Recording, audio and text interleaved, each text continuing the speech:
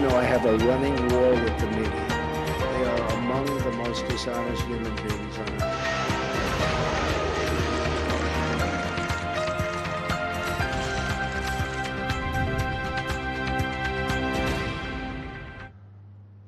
საღამოშვიდობისად თქვენ უყურებთ ღამის სტუდიას საერთაშორისო მიმოხილვის ფორმატში. მე ზვიად ავალიანი ვარ. კვირაში ერთხელ ჩვენ ობიექტივზე ვხვდებით ამ ფორმატში ერთმანეთს და მიმოვიხილავთ მსოფლიოში მიმდინარე ყველაზე მნიშვნელოვან პოლიტიკურ პროცესებს და ვცდილობთ ვიპოვოთ კავშირი, დავადგინოთ რა გავლენას მოახდენს ეს პროცესები საქართველოზე. ჩვენი ბოლო შეხვედრიდან დღემდე მსოფლიოში ბევრი მნიშვნელოვანი რამ მოხდა თუნდაც ის, რომ გასული კვირის მანძილზე ამერიკის შეერთებული შტატების პრეზიდენტის დონალდ ტრამპის იმპიჩმენტთან დაკავშირებული სკანდალი კიდევ უფრო გამწვავდა იქამდე, რომ 1 ოქტომბერს დონალდ ტრამპის პირადი ადვოკატი და ნდობით აღჭურვილი პირი რუდოლფ ჯულიანი დაკითხვაზე დაიბარეს. გასულ კვირას მომხდარი მნიშვნელოვანი პოლიტიკური მოვლენებისგან გამოვყოფდი 29 სექტემბერს ავსტრიაში გამართულ რიგგარეშე არჩევნებს, სადაც სებასტიან კურცის პარტიამ 37% მოაგროვა და გაიმარჯვა კვლავ არჩევნებში. შევახსენებ მაყურებელს, რომ სებასტიან კურცის პარტია, სახალხო კონსერვატიული პარტია, ძალიან ხშირად ხდება თავდასხმების ობიექტი ევროპული ლიბერალური მედიის მხრიდან, რადგან სებასტიან კურცი გამოდის კონსერვატიული პოზიციებით. ჩვენ დღევანდელ გადაცემაში აუცილებლად დაუთმობთ ყურადღებას ამ ფაქტს და ზოგადად ავსტრიის რიგგარეშე არჩევნებს.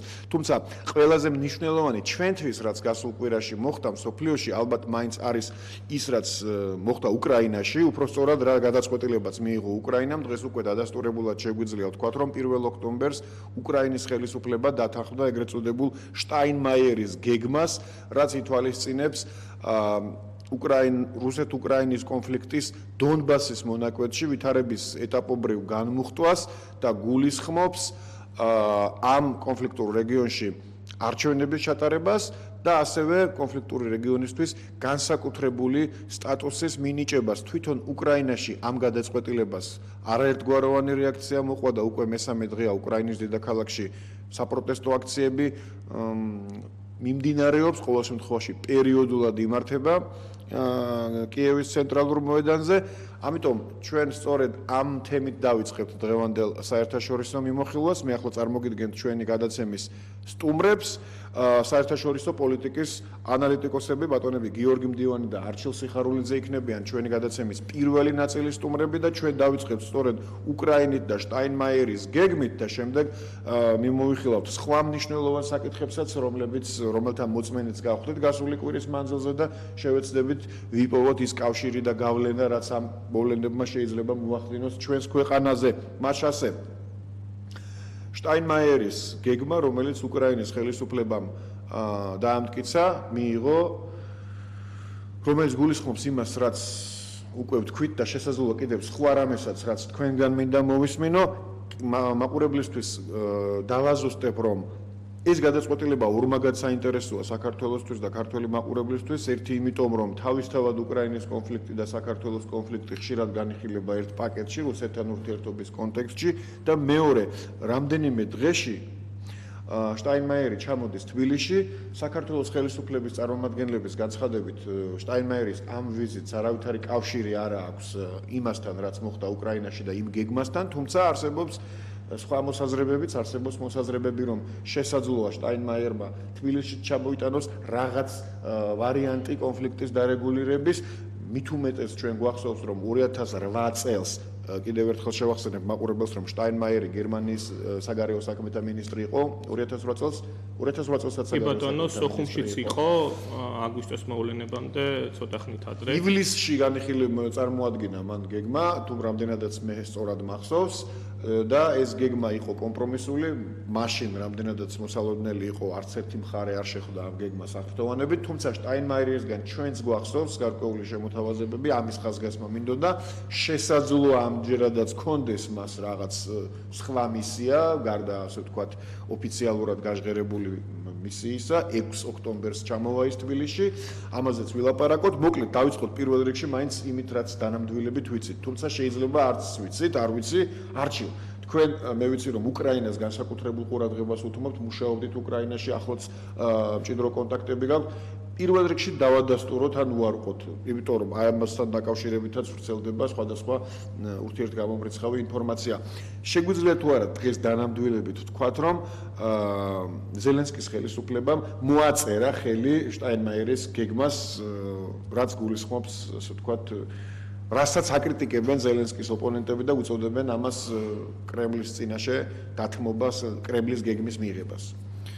გამარჯობა ბატონო, დიდი მადლობა ისევ დაპატიჟებისთვის. შეეხება უკრაინას, მე მგონი დღეს ზუსტად ვერ გეტყვით, არის თუ რა იქ ხელმოწერა ბატონი ზელენსკის, მაგრამ ის რომ ტექსტი თვითონ ამ შეთანხმების და გეგმის არის შედგენილი, უკვე დადასტურებულია. შეგახსენოთ რომ 2-3 დღის წინ პირველად გავრცელდეს ინფორმაცია რომ უკრაინა დათანხმდა ამ გეგმაზე, მერე იყო ახალი სიახლეები რომ მიდის მოლაპარაკებები, თუმცა დღეს უკვე აბსოლუტურად ყველა საპატივსაცემო გამოცემამ დაადასტურა ის რომ ბატონი ზელენსკი დათანხმდა იმაზე რომ შტაინმაიერის გეგმა, არა ფორმულა, გეგმა შევიდეს მოქმედებაში და ტექსტი, ანუ ის თუ რა პირობებით ხდება ეს ყველაფერი არის შედგენილი და შეთანხმებული. ხარებს შორის ეს შეგვიძლია, ანუ უკრაინა დათანხმდა ტექსტის ნაწილზე, შეგახსენებთ და ჩემო კოლეგა გიორგი დინოვანი სწორედ თქვა რომ თავიდანვე პოროშენკოც თანახმა იყო, ნაწილი როგორც მინიმუმ იდეა შტაინმაიერის გეგმის შესახებ, თუმცა მერე იმის გამო რომ შიდა ვითარება დაიძაბა სხვადასხვა საგარეო პოლიტიკური ფაქტორების გამო ეს მოსაზრება მან უარყო საკუთარივე, მაგრამ დღეს ზელენსკი ასრულებს თავის წინასაარჩევნო დაპირებას. ხალხს ხანახა მოკლე მეხსიერებას და აღარ ახსოვთ ხოლმე თუ რა იყო ბატონი ზელენსკის ორი ძირითადი შეტყობინება. პირველი დასასრული კორუფციის, რომელიც ღრნის უკრაინას და როგორც ადამიანს ბოლო წლის განმავლობაში არაერთხელ ვიყავი უკრაინაში, შემიძლია დავადასტურო რომ აბსოლუტური პრობლემა არის კორუფციის კუთხით, ის რაც ეთქვა საქართველოში იყო მიხეილ სააკაშვილის რეფორმებამდე. სავარაუდოდ ყოველ კუთხე კუნჭულში იგრძნობა რომ კორუფცია ღრის ქვეყანას და მეორე მშვიდობის დამყარება. ალბათ უფრო ვარდების რევოლუციის შემდეგ გატარებული რეფორმა, რომ ამ რეფორმებს მხოლოდ ერთი ადამიანი არ ატარებდა, თუმცა ეს არ არის ჩვენ დღევანდელი თემა, რაც შეეხება შინაარსს. გარდა იმისა, რომ ჩვენ ვიცით ძირითადად ორი პუნქტი. ერთი ეს არის არჩევნების ჩატარება, მეორე არის განსაკუთრებულ სტატუსზე დათანხმება, ანუ დონბასის განსაკუთრებულ სტატუსზე დათანხმება და პრინციპში ეს არის ყველაფერი რაც ვიცით ჩვენ ქართულმა საზოგადოებამ. ბუნებრივია უკრაინაში ალბათ მეტი იციან და მეტ ინფორმაციას ფლობენ. რა შეგვიძლია დავამატოთ ამ ცოდნაზე, ანუ რას გულისხმობს ეს გეგმა, რამდენად წამგებიანია უკრაინისთვის ან პირიქით, რამდენად მომგებიანია. გასაგებია რომ ზელენსკის მთავარი დაპირება იყო მშვიდობა და ის ალბათ ამ მშვიდობას მიაღწევს, მით უმეტეს რომ დასავლეთიდანაც არის ამის განწყობა და უბიძგებენ პირდაპირ, მათ შორის დონალდ ტრამპიც კი, ასე ვთქვათ, ახალისებენ აი ამ ასე ვთქვათ სიტუაციის განმუხტვისთვის. და ეს ალბათ ასეც მოხდება, მაგრამ კონკრეტულად რას გულისხმობს თუ ვიცით? შტაინმაიერის გეგმა უპირისხმობად მინდა თქვა რომ თქვენ კარგად აღნიშნეთ, იყო კომპრომისზე აგებული. ეს ძალიან მნიშვნელოვანია, იმიტომ რომ ჩვავობთ კრიტიკაზე. კრიტიკა სწორედ იმაში მდგომარეობს, რომ არის მეორე ფლანგი, მათ შორის საქართველოში როცა გადავალთ, იმაზე რომ თავარი მიდგომა არის უკომპრომისობა. საერთოდ შეგახსენოთ რომ აგრეთვე იყო დიტერ ბოდენის გეგმა აფხაზთან მიმართებაში. საერთოდ გერმანიის როგორც წამყვანი ქვეყნის ევროპული გაერთიანების მიდგომა ყოველთვის არის კომპრომისი, რაც ხშირად განსხვავდება სწორედ ამერიკული მიდგომებისგან, რომელიც არის სწორედ ხშირად რომ კომპრომისო, ანუ ბოლომდე ვიცავთ ჩვენს სუვერენულობას და პოზიციებს. პირველი, მეორე, მთელი იდეა ამ ყველაფრის იყო იმაში, რომ ჩაესვა ეს პროცესები, როგორ თქვა, საერთაშორისო სამართალის ჩარჩოში. ანუ პირველი რა ხდებოდა? იქ კაფედ არის გაწერილი მუხლები, ეს არ არის რაღაცა საიდუმლო, შეგვიძლია ნებისმიერ დროს შეხვიდეთ, ნახოთ ინგლისურ ტექსტზე. ესე იდეა იყო შემდეგნაირი. იმისაც რომ გავხმოვხდოთ ჩვენ ვითარება, უკრაინა უნდა დაგთანხმდეს იმაზე, რომ ამ სივრცეს აქვს უფლება ჰქონდეს გაფართოებული უფლებები. მაგრამ სანამ ამ გაფართოებულ უფლებებს მიიღებს ევროპული საზოგადოება და უკრაინაც უნდა იყოს დარწმუნებული, რომ იქ მსხვერპლი ადამიანების ხმა არის დაცული და მათი პოზიცია ემთხვევა იმას თუ რასაც აჟღერს მათი ოფიციალური წარმომადგენლები. შესაბამისად უნდა ჩარტარდეს EUTO-ს დაკვირვებით. ბევრი ამბობს რომ იქ რუსები არიან ნახევრად, გარწმუნოთ როცა ეს თუ აქამდე მივიდა იქ ყველაფერი გადანაწილდება ისე რომ ევროპელს ჰქონდათ თავისი სიტყვა. ევროპელი დამკვირვებლების მეთაურობით ჩატარდეს არჩევნები, რომლის შედეგადაც დადგინდება თუ რა განწყობებია და რა მიდგომებზე არის დაფუძნებული დღეს იქ მცხოვრები მოსახლეობა. მას შემდეგ რაც ეს არჩევნები ჩატარდება და ეს უნდა იყოს მისაღები ყველასთვის, რუსეთის ფედერაციამ უნდა გაიყვანოს ყველა არსებული სამხედრო დანაყოფი. ანუ უნდა მოხდეს დემილიტარიზაცია სრული ზონის. და საზღვრის კონტროლი უნდა აიღოს თავის თავზე, ანუ უკრაინა დონეცკის გააკონტროლებს თავის საზღვარს რუსეთის ფედერაციასთან. დიახ. იმიტომ რომ იმის რა თქმა უნდა აღვნიშნოთ დონბასის მონაკვეთში ეს უნდა დავაზუსტოთ, იმიტომ რომ არის ყირიმი, რომელიც საერთოდ არ არის. ყირიმზე საუბარი საერთოდ გიორგის კითხვა ზუსტად ყირიმზე უნდა დავთვალო, ყირიმზე საუბარი აქვს საერთოდ ზედმეტია და ეს თემა დახურულია. მაგრამ ის თქვა მინდა რომ აქ იმაზე საუბარი რომ ევროკავშირის ქვეყნები არ ითვალისწინებენ იმას რომ საზღვარზე კონტროლი უნდა იყოს და უნდა გაიყვანოს, ეს არის უბრალოდ манипуляция. რა თქმა უნდა, გერმანიაში გამოწვრთნილი დიპლომატები არიან და ჩვენ იციან როგორ არის მოწყობილი სამყარო. ამიტომ ეს არის ჩადებული, მაგრამ აქ მნიშვნელოვანი ის თუ რა ტექსტზე შედგა შეთანხმება, უშუალოდ ტექსტის ნაწილი დღესთვის არის უცნობი, იმიტომ ნათელია რომ უკვე არსებულ პროტესტებზე ტექსტი რომ გაავრცელონ დღესვე შეიძლება კიდევ მეტი პროტესტი მოხდეს და ეს პროცესი შეჩერდეს, იმიტომ უკრაინა სამწუხაროდ ვერ გამოვიდა რევოლუციური ტალღებიდან. გასაგებია, გიორგი, ყირიმის თემა, ესე იგი ერთ-ერთი მთავარი არგუმენტი ოპონენტების მხრიდან, რომლებიც აკრიტიკებენ ზელენსკის და აკრიტიკებდნენ ზელენსკიმდეც აი ამგვარი ასე ვთქვათ კომპრომისების იდეას, იყო ის რომ როგორც წესი ეს იდეები არ მოიცავდა ყირიმს, ყირიმი რუსეთის ფედერაციას უკვე ასე ვთქვათ საკუთარი კანონმდებლობით ინკორპორირებული აქვს ფედერაციაში, ფედერაციის სუბიექტია რუსეთის თვალსაზრისით მაშინ როცა უკრაინის თვალსაზრისით უკრაინის განუყოფელი ნაწილია, ანუ აბსოლუტურად ასე ვთქვათ შეუძლებელი აქვს რაღაც კომპრომისის მოძებნა და ევროპული სამშვიდობო ინიციატივები ამ თემას როგორც ვხედავთ გვერდსუვლიან თუ ეს არის დროებითი ასე ვთქვათ პირველი ეტაპის ამოცანა არის დონბასი რადგან იქ ასე ვთქვათ შეიარაღებული სამხედრო მოქმედებები მიმდინარეობს და შემდეგ დაუბრუნდებიან ყირიმს თუ მართლა ასე ვთქვათ დაიხურა ეს საკითხი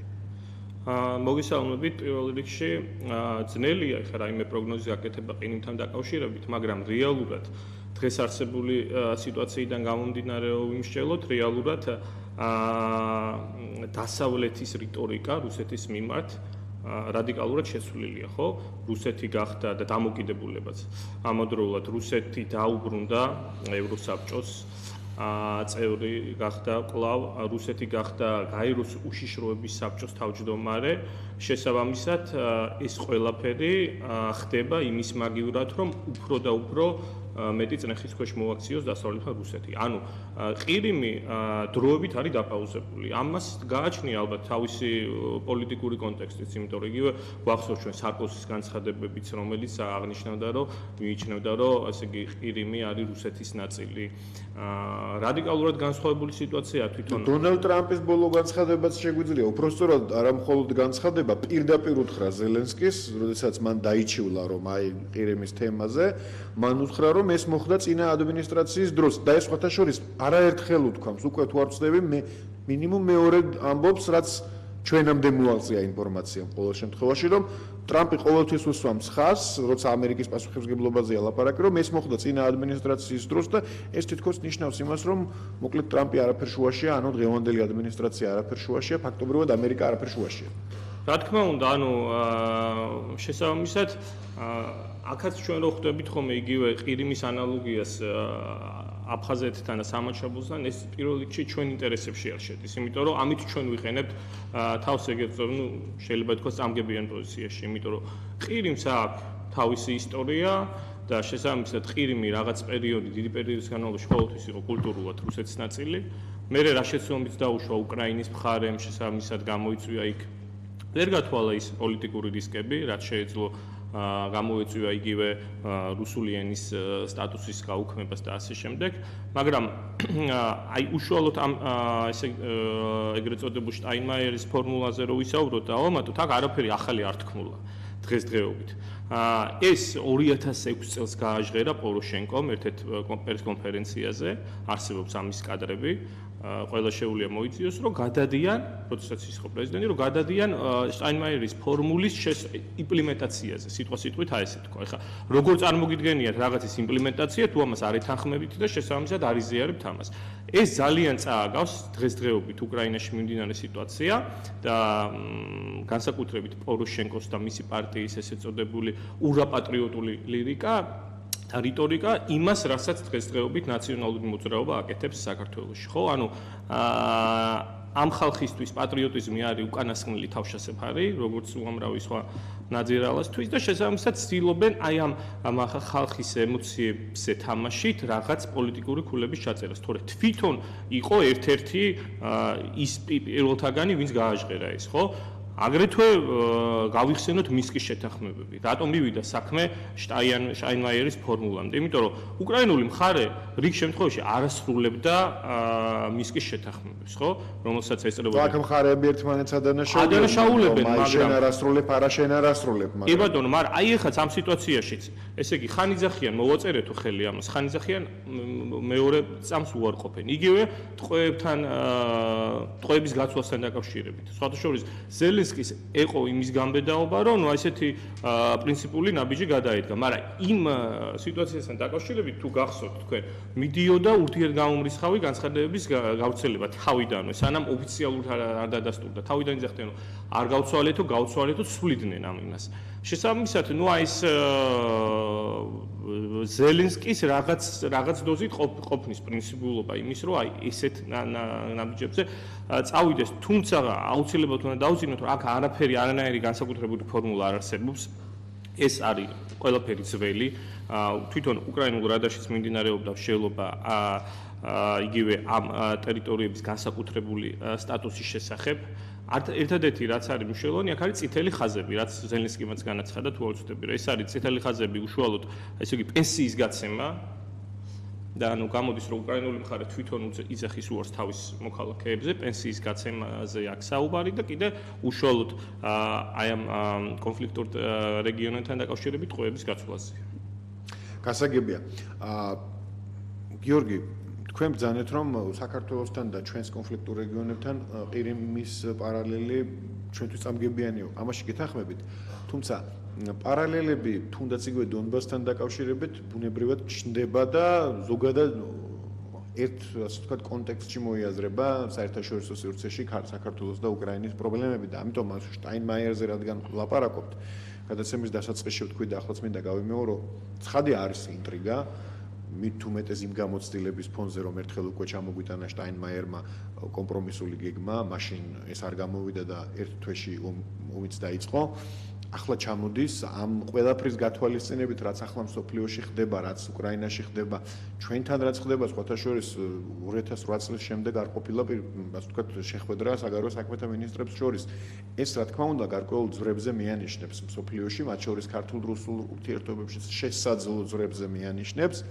და არის ბუნებრივია ეს კითხვა, რომ შტაინმაიერი ან შესაძლოა არა შტაინმაიერი და სხვა ვინმე, სხვა გვარის და სახელის ხომ არ ჩამოგვიტანს ჩვენს რამე კომპრომისულ ვარიანტს და რამდენად არსებობს ზოგადად ამის ალბათობა. ეხლა ცხადია სიტუაციები განსხვავებულია, ვთქვათ, იგივე ყირიმთან შედარებით ჩვენ ალბათ შედარებით უკეთესი მდგომარეობა გვაქვს, მაგრამ დონბასთან შედარებით ალბათ პირიქით, ალბათ უარესი მდგომარეობა გვაქვს. აი რამე სივრცე არსებობს რაღაც კომპრომისული ვარიანტის, ან თუ მოგიკრავს თვალი და ყური, თუნდაც აკადემიურ სივრცეში, რომ არსებობდეს და უშუალოდ ევროპელებს ჰქონდეთ რამე გეგმა, რომელიც შეიძლება ადრე არ იყო შესაძლებელი ამის განხილვა და ახლა შეიძლება გახდეს შესაძლებელი. ძნელი ამის ესე იგი ზუსტი პროგნოზირება ისევ და ისევ. თუმცა ალბათ შტაინმაიერმა არაოფიციალურად შეიძლება მედიატორის როლი შეასრულოს, იმიტომ რომ მას ისეთი პოლიტიკური ბექგრაუნდი გააჩნია და შესაბამისად იმხელა პატივისცემა ყველა მხრიდან, რომ აი ეს როლი შეიძლება ითვირთოს. თუმცა რა თქმა უნდა ეს არ იქნება უბრალოდ ესე იგი რაღაც პროტოკოლური შეხვედრა და ამით არ დამთავრდება. სავარაუდოდ რაღაც ისეთი ინფორმაციები ამ დროს გაჟღერდება. შეიძლება ეხებოდეს ნატოს, შეიძლება ეხებოდეს რუსეთის და საქართველოს ურთიერთობებს და რა თქმა უნდა ალბათ შეიძლება მის მხრიდანაც იყოს პოზიტიური შეფასება აი ამ ყველაფრის, ხო, როგორც მოხდა ახლა აგერ ევროკავშირის ელჩმა საქართველოში ჰარცელმაც განაცხადა პირდაპირ, რომ მიესალმება იმას, რომ ამდენი ხნის შემდგომ უმაღლეს დონეზე მოხდა ესე იგი ოფიციალური პირების შეხვედრა ამ შემთხვევაში საქართველოს და რუსეთის საგარეო საქმეთა მინისტრების და მიიჩნია, რომ მსგავსი შეხვედრები და დიალოგი ხელშეუწყობს იმას, რომ ადმინისტრაციულ საზღვართან სიტუაცია შეძლების დაგვარად ისეთი მძიმე და ტრაგიკული არ იქნება, როგორც ეს დღესდღეობით არის. ანუ ყველა იგივე იქნება ეს ევროკავშირი და უშუალოდ გერმანია მით უმეტეს გამოირჩევა თავისი ლოიალური დამოკიდებულებით რუსეთის მიმართ. ამასაც ხაზი უნდა გაუსვათ. გერმანია იყო ერთ-ერთი წინააღმდეგი საქართველოსთვის მაპის მინიჭებისა და ასე შემდეგ. გერმანია და საფრანგეთი. კი ბატონო. ანუ თქვენ ვარაუდობთ, რომ თუ პოლიტიკური დარეგულირების მექანიზმი არა, რაღაც ჰუმანიტარული და ასე ვთქვათ, განმუხტველი რამე ინიციატივა შეიძლება მართლაც ვიხილოთ, თუნდაც აი ამ გამყოფ ზოლზე, რომ სიტუაცია დარეგულირდეს. სხვათა შორის გადაცემის დასაწყისში მე არ წარვადგინე ჩვენ ამ ბლოკში ახლა ჩაგვერთვება კობა კუპრაშვილი, ქართველი პოლიტოლოგი, გერმანიიდან, შესაძლოა მას ჰქონდეს უფრო მეტი ინფორმაცია შტაინმაიერის ვიზიტთან დაკავშირებით და ჩვენ შეგვიძლია ახლა ის უკვე პირდაპირ ეთერში ჩართოთ ქართველი პოლიტოლოგი, საერთაშორისო ურთიერთობათა გერმანულ-ქართული ცენტრის მდივანი გვერთვება გერმანიიდან. საღამშვიდობისა კობა, გესმის ჩვენი? დიახ, მესმის ძალიან კარგად ზვიად, მოგესალმებით. კობა, ჩვენ აქ ვლაპარაკობდით შტაინმაიერის გეგმაზე, რომელიც უკრაინამ როგორც ჩანს მაინც მიიღო, თუმცა გამორიცხული არაფერია, შეიძლება ხვალ საპირისპირო დადასტურდეს, მაგრამ ჩვენ ამ წუთში ჩავთვალოთ, რომ მიიღო.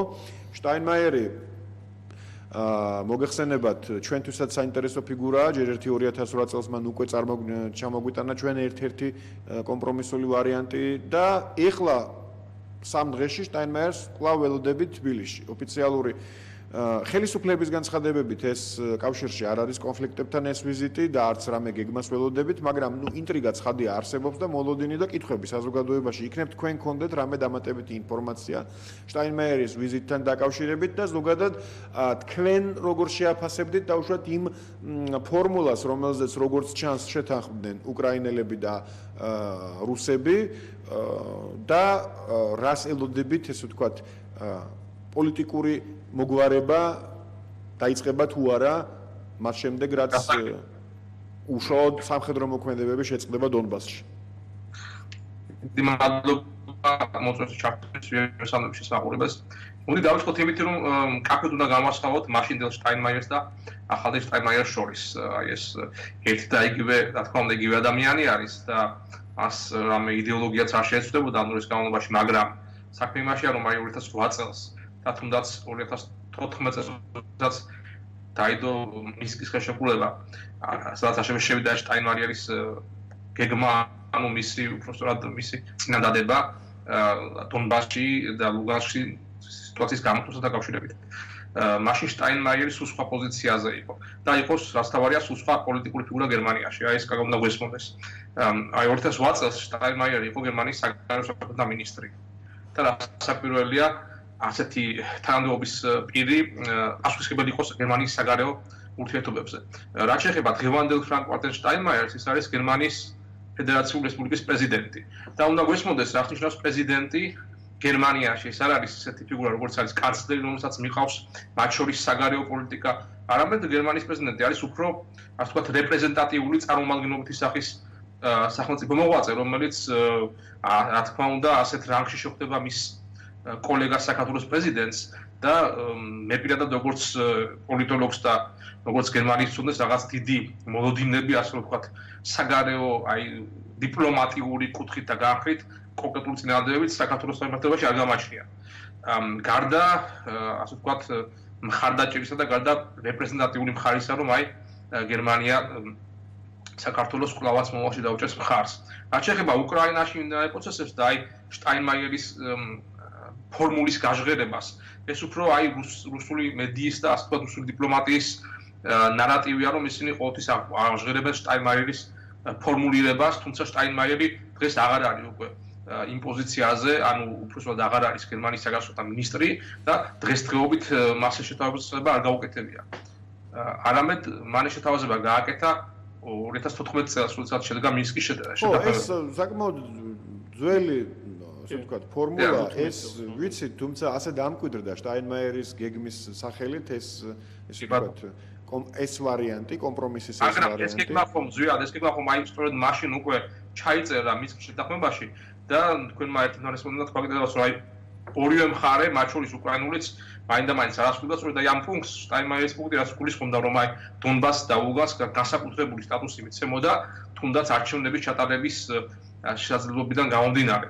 და დღესდღეობით შეიცვალა სიტუაცია არა მარტო ასე ვთქვათ იმით, რომ უკრაინაში ახალი პრეზიდენტი მოვიდა ზელენსკის სახით, არამედ შეიცვალა უპირველეს ყოვლისა ამერიკის ადმინისტრაციის დამოკიდებულება უკრაინის მიმართ, მოგეხსენებათ ის სკანდალები, რომელიც ტრამპს სწორედ უკრაინის თემატიკასთან დაკავშირებით იმპიჩმენტის პირადაც კი არის მისული საქმე, რა თქმა უნდა ტრამპს უკრაინის გახსენებაც კი უნდა და საგულისხმოა რა თქვა მან ბოლოს ზელენსკისთან შეხვედრაზე გაეროს სამიტის ფარგლებში, როდესაც მან პირდაპირ უთხრა ზელენსკის, რომ თქვენ იმედია შეხვდებით ბატონ პუტინს და იმედია გადაჭრით ამ პრობლემასო.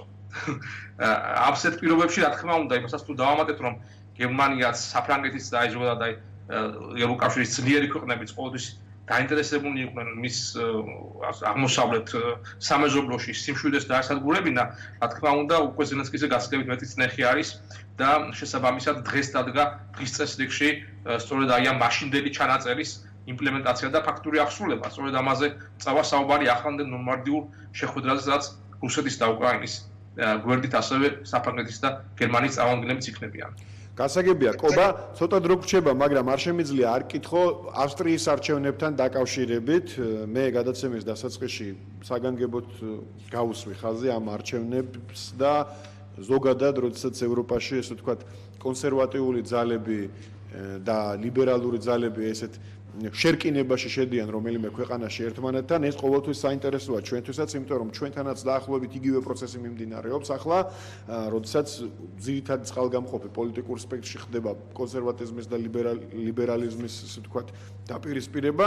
სებასტიან კურცის ავსტრიელი კონსერვატორის, რომელსაც ლიბერალური პრესა ულტრანაციონალისტადაც მოიხსენიებს ხშირად, მისმა პარტიამ მოკლედ კიდევ ერთხელ გაიმარჯვა რიგგარეში ამჯერად უკვე საპარლამენტო არჩევნებში, ქვედა პალატაში, გაიმარჯვა სხვათა შორის სკანდალის ფონზე, ანუ სახელისუფლებო კრიზისი დადგა სკანდალის ფონზე მისი ხელისუფლების, რომელშიც მისი ხელისუფლება გაეხვა და მაინც გაიმარჯვა არჩევნებზე. როგორ შეაფასებ ამ არჩევნებს ავსტრიული საზოგადოების განწყობას და ამ კანცლერის, ასე ვთქვათ, მუშაობის თუ განვლილი პერიოდის კანცლერის თანამდებობაზე მისი მთავრობის მუშაობის, ასე ვთქვათ, შედეგებს, როგორ, გასაგებია ავსტრიული საზოგადოების 37% როგორც ჩანს ფიქრობს, რომ კარგად მუშაობს, მაგრამ თქვენ როგორც მეცნიერი და მკვლევარი, რას აკვირდებით ავსტრიულ საზოგადოებაში და როგორ ახსნით ამ შედეგებს? ავსტრიის არჩევნები სიმპტომატურია ზოგადად იმ პროცესებისა, რომელიც მიმდინარეობს ევროპაში და დასავლეთში. უნდა გვესმოდეს, რომ ეს პარადიგმათა ცვლილება მიმდინარეობს და ეს არის უკვე ამ ძველი, ჯერ კიდევ არც ის დიდი ხნის წინ ხარად დამყარებული ნეოლიბერალური, ასე ვთქვათ, დღის წესრიგის შეცვლა, კონსერვატიული და მემარჯვენე დღის წესრიგით. იგივე პროცესები არის აშშ-ში ტრამპის პრეზიდენტობასთან დაკავშირებით. რაც შეეხება ახლა ავსტრიას, სასაკვირველია კურცი მისი კანცლერობის პერიოდში ძალიან პოპულარული იყო და მისი პოლიტიკა პოპულარული იყო. მიუხედავად იმისა, რომ გერმანიის CDU-მ, ანუ მერკელის პარტიამ, ასე ვთქვათ, როგორც მისი დობილი პარტიის გამარჯვებას მიესალმა და გამოთქვა სიხარული კურსის გამარჯვებით, უნდა გვესმოდეს, რომ არის გარკვეული განსხვავება მერკელის CDU-სა და კურსის FPÖ-ს შორის საქმეში, რომ კურსი ყოველთვის ეწინააღმდეგებოდა მერკელის მიგრაციულ პოლიტიკას და სწორედ ეს არის ის მთავარი პუნქტი, რომელშიც მას ავსტრიის საზოგადოებამ მხარს უჭერს და მან აქაც თქვა, რომ ის აღარ დაუშვებს ახალი მიგრაციული ნაკადის შესვლას ავსტრიაში. ამით ის, რა თქმა უნდა, იგივე პარადიგმაში ჯდება და იგივე ტენდენციებს ახმოვანებს, როგორც ტრამპი არის და აი თქვენ სწორად ბრძანეთ, აი მიუხედავად სკანდალის და სკანდალის ფონზე პირიქით შეძლო კურსმა უფრო მეტი ხმა მიიღო ვიდრე წინა არჩევნებში. არ არის გამორიცხული, რომ ეს სიმპტომატური იყოს ამერიკისთვისაც და იგივე განმავლდეს 2020 წელს, როდესაც ჩემი პროგნოზებით ასევე ტრამპი აი სწორედ სკანდალების ფონზე და ნეოლიბერალთა რეაქციის საშუალების ფონზე კვლავ შეძლებს საპარლამენტო არჩევნებში გამარჯვების მოგებას. დიდი მადლობა კობა კუპრაშვილი, ქართველი პოლიტოლოგი, საერთაშორისო ურთიერთობათა გერმანულ-ქართული ცენტრის მდივანი გვერდთვებოდა გერმანიიდან სკაიპით პირდაპირ ეთერში. ბრუნდებით სტუდიაში. არჩილ სიხარულიძეს მინდა დაუსვა შემდეგი კითხვა უკრაინას უბრუნდებით და ზელენსკის და ტრამპის საუბარი და ის სკანდალი გაიხსენა კიდევ ერთხელ შეგვახსენა კობამ, რომელიც ამერიკაში მიმდინარეობს. მე გადაცემის დასაწყისშიც ვთქვი, რომ ამ კვირაში კიდევ უფრო დაიძაბა სიტუაცია, მეტი რაღა უნდა დაიძაბოს პრინციპში, როცა ყოველ კვირა ფაქტობრივად იმპიჩმენტზეა ლაპარაკი, ტრამპი თვითონ, ესე ვთქვათ, უკვე სახელმწიფო გადატრიალების მცდელობა დაფასებს აი იმ ყველაფერს, რაც დემოკრატების მხრიდან მიმდინარეობს კონგრესში და ამ ყველაფერში გახვეულია უკრაინა ძალიან ცუდად და მათ შორის თვითონ ზელენსკიც, როგორც აი იმ სატელეფონო საუბრიდან გაირკვა, რომლის სტენოგრამაც ცენტრმა სახლმა გაავრცელა. მე რამე და კითხოთ. ის გადაწყვეტილება, ზელენსკის გადაწყვეტილება, რომ ასე ვთქვათ, დათანხმებულიყო გეგმას, რომელსაც როგორც ვხედავთ, უკრაინულ საზოგადოებაში წავს მოწინააღმდეგეები. და რომელსაც სხვათა შორის უკრაინის ყოფილი პრეზიდენტი და თავად უკრაინის წარმომადგენელი ნორმანდიულ ოთხეულში უწოდებდა, ასე ვთქვათ, კაპიტულაციას. ხომ არ არის ეს, ასე ვთქვათ, იმის მაჩვენებელი, რომ ზელენსკის ფაქტობრივად აღარ აქვს დასავლეთის მხარდაჭერა, არც ევროპის, არც ამერიკის, ტრამპის იმედები მან ვერ გაამართლა, თუნდაც იმიტომ, რომ აი ეს კორუფციული სქემები, რაშიც როგორც ჩანს, ყოველ შემთხვევაში ტრამპის აზრით გარეული იყო ბაიდენი და მისი შვილი უკრაინაში. ზელენსკიმ ეს არაფერი არ გამოიძია, მან განაცხადა, სხვათა შორის იმ შეხვედრაზე ტრამპთან საკმაოდ ისე დემონსტრაციულად განაცხადა, რომ მე არ მინდაო ჩავერიო ამერიკის არჩევნებში. ანუ ფაქტობრივად ამით მან თქვა, რომ მას ის არ აპირებს, ესე ვთქვათ, რაღაც ისეთი გამოძიებების დაწყებას, რამაც შეიძლება ამერიკის არჩევნებზე გავლენა იქონიოს. აი ამ სიტუაციას როგორ შეაფასებთ თქვენ? ტრამპის და ზელენსკის ურთიერთობა საბოლოოდ გაფუჭდა? მე დიდი მადლობა თქვენ ახსენეთ ბაიდენის შვილიც, იმიტომ რომ რეალურად ამერიკანისტი არ ვარ, მაგრამ რეალურად ჩვენ ეხლა ვხედავთ ისეთ პროცესს, რომ ამერიკაში პოლიტიკა გადაიზარდა ერთგვარ ქართულ სტილში, როდესაც ბრძოლა მიდის არა იდეებით, არამედ ერთმანეთზე კომპრომატებით ფაქტიურად, იმიტომ ბატონმა ტრამპმა იმიტომ გაამხილა ეს თვითონ გაამხილა ეს ტრანსკრიპტი, იმცაც რომ ეჩვენებინა, რომ ბაიდენის შვილის პოლიტიკური ინტერესები იყო იქ და იყო კორუფციას საქმე. გამოვიდა რომ მან დააზიანა ბაიდენმა თვითონ აღმოჩნდა იმპიჩმენტის ზღვარზე. რაც კიდევ ერთხელ მიგვითითებს იმაზე, რაც თავის დროზე ფედორ ლუკიანოვმა ცნობილმა რედაქტორმა რუსმა განაცხადა, რომ დღევანდელი პოლიტიკური სისტემა და მათ შორის სტანდარტები, წესები, რომელიც არსებობდა დიპლომატიაში, ჩამოიფშნა. ის რაც წარმოუდგენელი იყო 10 წლის წინ, მაგალითად ტრანსკრიპტის დადება, როგორც წესი პრეზიდენტებს შორის საუბრის ტრანსკრიპტები არ ქვეყნდება არათუ რუსეთის და ამერიკის პრეზიდენტის საუბრის ტრანსკრიპტი. ანუ წარმოგიდგენიათ ესეთი რაღაცა, რომ თქვენ ხართ ქვეყნის ლიდერი, მაგალითად რუსეთიდან, ამერიკიდან თქვენ განიხილოთ საკითხს, რომელიც არ შეიძლება გამჟღავნდეს. რაც არ უნდა ვისაუბროთ გამჭვირვალობაზე და უცბად თქვენ არ ხართ დარწმუნებული თქვენი მეტოქე გამჟღავნებს თვალს, ანუ ამის ხაზგასმა მინდოდა უპრესკულისას, იმიტომ ეს კიდევ ერთხელ მიუთითებს იმაზე, რომ ჩვენ ვცხოვრობთ სამყაროში, სადაც წესები აღარ თამაშობს. სტანდარტების ჩამოშლის ერთ-ერთი მაგალითი ჩვენ რამდენიმე დღეს წინ თბილისშიც ვნახეთ, როცა ამერიკელი დიპლომატი ნამდვილად არადიპლომატიურად მოიქცა, გულისხმობ რუმსში გამართულ კონფერენციას, სადაც კრამერს გულისხმობ ცხადია, სადაც მან არ ვიცი იმ საქციელს ალბათ ყველაფერი შეიძლება დავარქვათ დიპლომატიურის გარდა, რაც როგორი, ასე ვთქვათ, როგორი რეაქციაც მან გამოამჟღავნა საქართველოს პარლამენტის ვიცე-სპიკერის სურვილზე უბრალოდ ქალის და ერთ-ერთი ოპოზიციური პარტიის ლიდერის თავისი უბრალოდ თავისი პოზიცია დაეფიქსირებინა ამ ვთქვათ შეკრებაზე, სადაც პრინციპში ქვეყნის საგარეო კურსზე მსჯელობდნენ. ძალიან ხშირად ლაპარაკი ნეგატიურ კონტექსტში. მე ფიქრობ უბრალოდ მინდა დაგიდასტუროთ, რომ ნამდვილად სახეზეა ეს დიპლომატიური ეტიკეტის და სტანდარტების ეროზია. მოდით ცოტას დავიცავ კრამერს, ის ორი ყოფილი დიპლომატი, როგორც მე მითხრეს ამერიკელებმა, მათ თუმცა მართალი ხარ. მე ფიქრობ, ბატონი დავით კრამერის აქსელიერი განასახიერება იმ კრიზისს, რომელიც ამერიკაში ხდება დიპლომატიურ სფეროში, როცა დიპლომატები, მათ შორის ერთი მაღალი დონის დიპლომატები საკუთარ თავს აძლევენ უფლებას, რომ წყობიდან გამოვიდნენ თქვან ის, რაც როგორც წესი არ უნდა თქვან და არის სრულად მიუღებელი. ეს პირველი. მეორე, დატოვა თუ არა დასავლეთმა ზელენსკიმ. მე არ ვფიქრობ, რომ მან დატოვეს.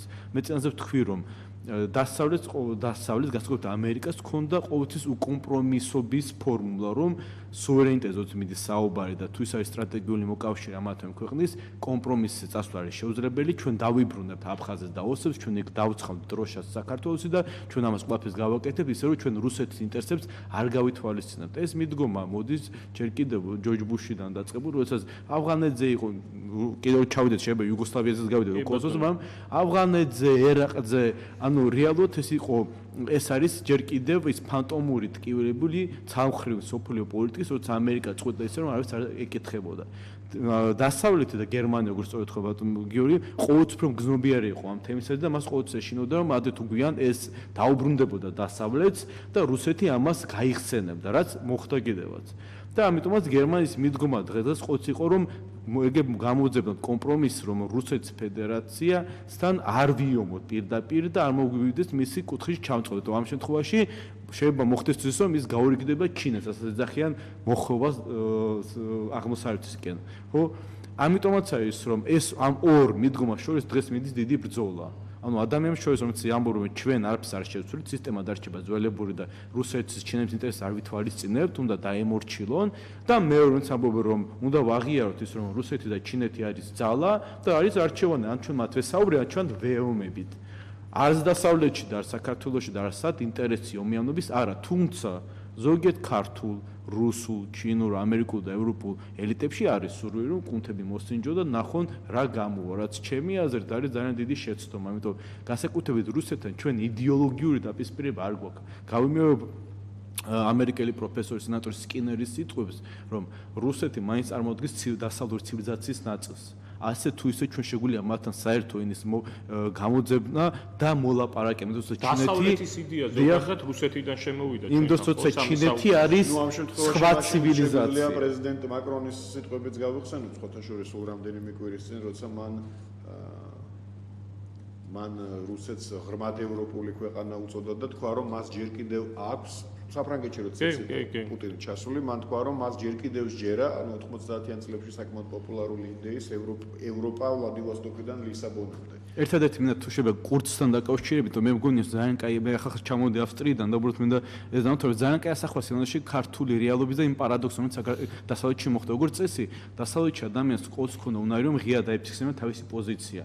დღეს სოციოლოგები არიან უძლურნი რეალურად აღბეჭდონ თუ რა მოხდება არჩევნებზე, იმიტომ დასავლეთში პოლიტიკურობის გამო ხალხს ეშინია თქვა, რომ ისინი კურსს უჭერენ მხარს ან დონალდ ტრამპს. ეს არნიშნავს ისინი, რომ არიან ნეოკონსერვატორები და ნაცისტები. ისინი მათ მაგალითად არ მოსწოთ რაც მომენტში მიგრაციის საკითხი, მაგრამ ვინად რადგანაც ის რასაც ეძახიან დღეს ლიბერალური ელიტა, თუმცა ეს ტერმინი არ მომწონს. ამ ლიბერალური ელიტამ მეამწყდია ყველა კუთხეში, ვინც მათ არ ეთანხმება, მათ შორის საქართველოშიც. ეს ხალხი იძულებულია, რომ გამოკითხოს თქვას, რომ უჭერებ ხარს ლიბერალზე, ხმამისეს ბოლოს კურსს და ამით იხსნება ეს, რომ ადამიანი კურსი, რომელიც თითქოს და სკანდალი გამოვიდა, ისევ მოიგო და ბოლო. ის რომ ხალხი აძლევს კურსს, ისე როგორც ისევ ხალხი აძლევს ქართულ ცნებას, ხმას ანიშნავს იმას, რომ მათ მოსწოს ბატონი კურსიდან ქართულ ცნების საქმიანობა. ეს ნიშნავს იმას, რომ ალტერნატივა, რომელიც არსებობს, არის ან უალტერნატივო, ან რაც საქართველოში რეალურად ხდება.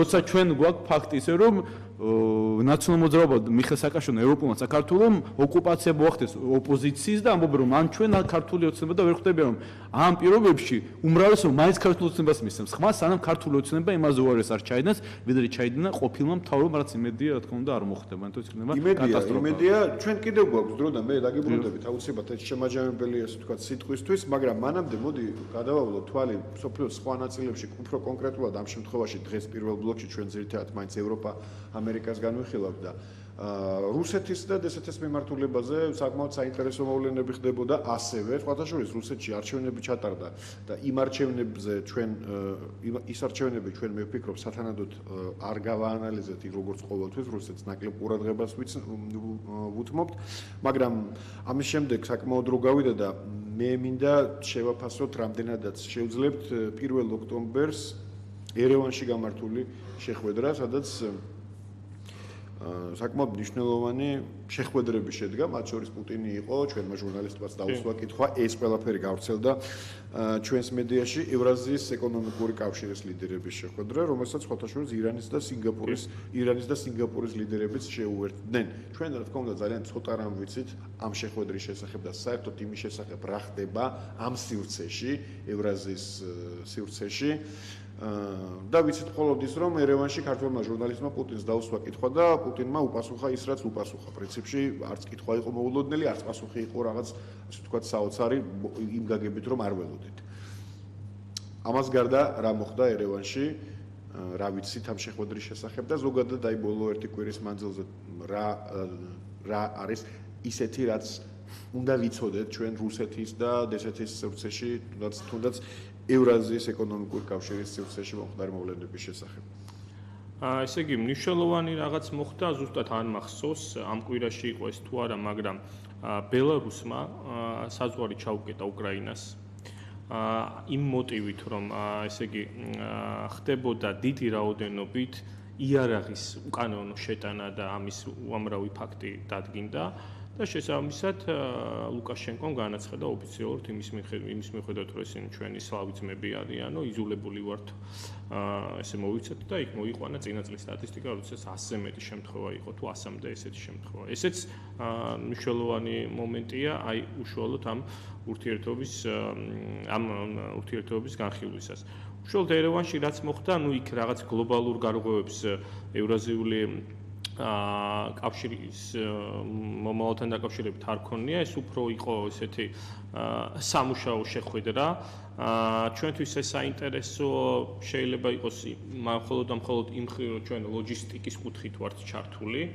ანუ მაგრამ თვითონ ევრაზიული კავშირის ჯერჯერობით როგორც სრულფასოვანი ეკონომიკური ბლოკი ვერ ჩამოყალიბდა შესაბამისად მიდის იქ საუბარი იგივე სხვადასხვა აზიური ქვეყნების ინტეგრაციაზე. ხო, სინგაპურთან დამყარებულა თავისუფალი ვაჭრობის რეჟიმი, როგორც ჩანს, იქაც ძალიან პოპულარულია ეს თავისუფალი ვაჭრობა, რაც უფრო მეტ ქვეყანასთან დამყარდება, ეთყობა უკეთესია ჩვენს გვაქვს თითქმის მე მგონი ყველა აფხან ეკონომიკასთან თავისუფალი ვაჭრობა, თუმცა რა უნდა გავიტანოთ იმ ქვეყნების ბაზარზე, ეს ჯერჯერობით კარგად არ ვიცი. აი ეს არის სწორი აქცენტი, ანუ თავისუფალი ვაჭრობა პირველ რიგში მომგებიანია იმ ქვეყნებისთვის, ვისაც დადებითი სავაჭრო სალდო გააჩნიათ და ვისაც იმის საშუალება აქვთ, რომ დიდი რაოდენობით სხვადასხვა პროდუქტის ექსპორტი მოახდინონ. თორე ჩვენთვის ეს შეიძლება პირიქით უფრო წამგებიანი აღმოჩნდეს, იმიტომ რომ თავისუფალი ვაჭრობის პირობებში და ესეთი გაჩანაგებული ეკონომიკის პირობებში შეუძლებელია ნებისმიერი დარგის ფეხზე წამოწევა, ხო? იმიტომ რომ რეალურად ესე კონკურენტების პროდუქცია ყოველთვის უფრო იაფი იქნება და იგივე სინგაპურის მაგალითიც რო ავიღოთ აზიური ვებხების მაგალითიც, ესენი ვითარდებოდნენ აბსოლუტურად თავისუფალი ვაჭრობის და ზოგადად ლიბერალური ეკონომიკის საწინააღმდეგო გზით. გასაგებია, არჩილ, მე ვიცი რომ ყურადღებით აკვირდებოდი ამ შეხვედრას და ზოგადად გასული კვირის მოვლენებს დსთ-ს სივრცეში. გითხარი შენი აზრი და პოზიცია რა მოხდა ამ დროის განმავლობაში მნიშვნელოვანი ამ სივრცეში, რაც ჩვენ სასურველია რომ ვიცოდეთ და გავითვალისწინოთ. სულ რამდენიმე 2 წუთი დაგვრჩა ფაქტობრივად და უნდა დავასრულოთ გადაცემის ეს ნაწილი. კეთილი. დავთანხმებ გიორგის, რომ ბელორუსის ამბავია ძალიან საინტერესო. აგრეთვე გავრცელდა ინფორმაცია მასთან დაკავშირებით, რომ ლუკაშენკომ უარყო რუსეთთან მჭიდრო ინტეგრაციის დღევანდელი გეგმა, რაც ძალიან მნიშვნელოვანია. შენად გესმით, რომ იმ შემთხვევაში თუ ბელორუსსა და რუსეთს შორის შედგება ბოლოს და ბოლოს ეს ინტეგრაციული ელემენტი, იქნება მართლაც რომ შევეთქოს ისტორიული მომენტი, როდესაც ნათელი მაგალითად ორი სახელმწიფო მოახდინეს ესე მჭიდრო ინტეგრაცია, თუმცა მე ვერ დავთანხმები ხალხს, რომელიც ამბობენ, რომ იქ ლუკაშენკო დანებდება. ბატონ ლუკაშენკო არა ის პიროვნება, რომელიც პუტინთან დანებებას აპირებს, თუ ძალიან გამოსილი პოლიტიკოსია.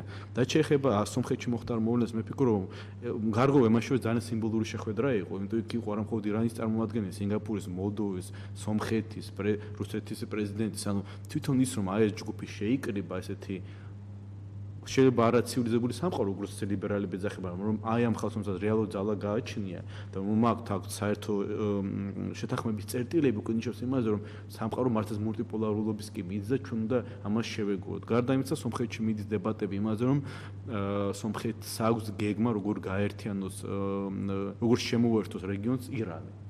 ანუ რომ სომხეთი ცდილობს დაუმეგობრდეს ირანს, იმისათვის რომ ირანს მისცეს გასავალი რუსეთზე უფრო თავისუფლად და ანუ ეს რეგიონულ პროცესს ჩართვა იყოს, რაც ძალიან საინტერესოა, სადანვე მიგვიყვანს. თუმცა სომხეთი და ირანი რუსეთს სომხეთის გავლით მაინც ვერ დაუკავშირდება პირდაპირ საქართველოს გავლით. და ამაზე ძალიან ბევრი სპეკულაციაც იყო, გვახსოვს. სპეკულაცია კი არა, პირდაპირ იწერებოდა რუსულ მედიაში, რომ ირანთან ომის შემთხვევაში საქართველოზე შესაძლოა ყოფილიყო პირდაპირ სამხედრო აგრესია უკვე რუსეთის მხრიდან იმისთვის რომ ამერიკელებისთვის არ მიეცათ საშუალება რომ ასე ვთქვათ საქართველოს გავლით საქართველოს ტერიტორიის გამოყენებით რამე ხიფათი შეიქმნათ ირანისთვის. ეს უბრალოდ ის ჩანართის სახით რომ ასე ვთქვათ კიდევ ერთხელ გავიხსენოთ რომ საქართველოს ნამდვილად ძალიან სტრატეგიულ სივრცეში მდებარეობს და იგივე რუსეთ-ირანის გზა საქართველოზე გადის.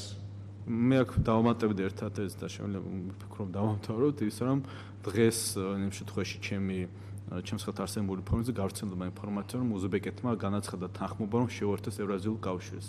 ეს შეგახსენოთ რომ უზბეკეთი ერთ-ერთი ყველაზე დიდი ქვეყანა მოსახლეობით 32 მილიონიანი მოსახლეობა, სადაც ახლა მიდის რეფორმები, საზღვრები გაიხსნა და ეს მართლა ძალიან მნიშვნელოვანია, იმიტომ რომ შემთხვევაში უზბეკეთი ხდება ერთ-ერთი მძლავრი მოთამაშე ამ რეგიონში და ევრაზიული კავშირი, რომელიც ბევრის აზრით და ეთანხმება შეიქმნა პოლიტიკური გეოპოლიტიკური თვალსაზრისით, უფრო მეტ შეიძლება ეკონომიკური ელემენტი შეიცავდეს და თუ დღეს მაგალითად ძალიან ბევრი დასავლეთში და ჩვენს ეგრეთ წოდებულ ლიბერალურ ეტაში ამას უყურებს როგორც არც სიცოცხლის უნარიან ელემენტს გახდეს სიცოცხლის უნარიანი მეორე იმის ფონზე რომ სისტემა იშლება და მოთამაშეები მასშტაბის ყაზახეთი, უზბეკეთი, სხვა ცენტრალური აზიის ქვეყნები ეძებენ ალტერნატივას ჩინეთისთვის, რომელიც რა თქმა უნდა მნიშვნელოვნად როლს თამაშობს და შეგვიძლია ვთქვათ რომ ყაზახეთში მაგალითად არჩევანი ჯერ კიდევ 90 წლებში იყო გაკეთებული რუსეთის სასარგებლოდ.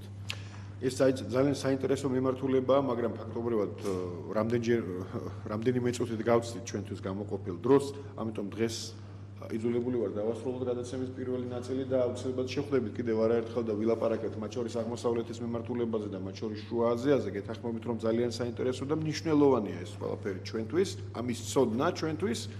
არჩილ სიხარულიძე და გიორგი მდივანი საერთაშორისო პოლიტიკის ანალიტიკოსები იყვნენ ჩვენი სტუმრები გადაცემის პირველ ნაწილში. მაყურებელს შევახსენებ, რამდენიმე წუთით შევისვენოთ და რამდენიმე წუთში ჩვენ სამხედრო ექსპერტთან ბატონ ვახტანგ მაისაიასთან ერთად დავბრუნდებით პირდაპირ ეთერში და მეორე ნაწილში ჩვენი ძირითადი თემა იქნება ბათუმში მიმდინარე ნატო-საქართველოს კომისიისა და ჩრდილოატლანტიკური საბჭოს შეხვედრები, დეკლარაცია, რომელიც ამ საბჭომ მიიღო საქართველოსთან დაკავშირებით და ზოგადად ნატოს თემა შეგახსენებთ რომ ეს ყველაფერი ხდება იმ ფონზე, როცა რამდენიმე დღის წინ ერთ-ერთმა ოპოზიციურმა პარტიამ საქართველოს პატრიოტთა ალიანსმა ბათუმში მოსახლეობის გამოკითხვა ჩაატარა და მე ვფიქრობ ეს იყო ნატოსთან დაკავშირებით ფაქტობრივად პირველი გამოკითხვა თუ არ ჩავთვლით იმ პლებისციტს რომელიც 10 წლის წინ უფრო მეტი ჩატარდა და ამ გამოკითხვამ აბსოლუტურად სხვა შედეგები აჩვენა. აი ამ თემებზე ვილაპარაკებთ მოკლედ ჩვენ და შევეცდებით ასე ვთქვათ გამოვიტანოთ გარკვეული დასკვნები და განვსაზღვროთ რა შეიძლება მომავალში როგორ შეიძლება განვითარდეს ნატო-საქართველოს ურთიერთობები მომავალში დაგველოდით რამდენიმე წუთში ჩვენ ბატონ ვახტანგ მაისაიასთან ერთად ბრუნდებით პირდაპირ ეთერში. As you know, I have a running war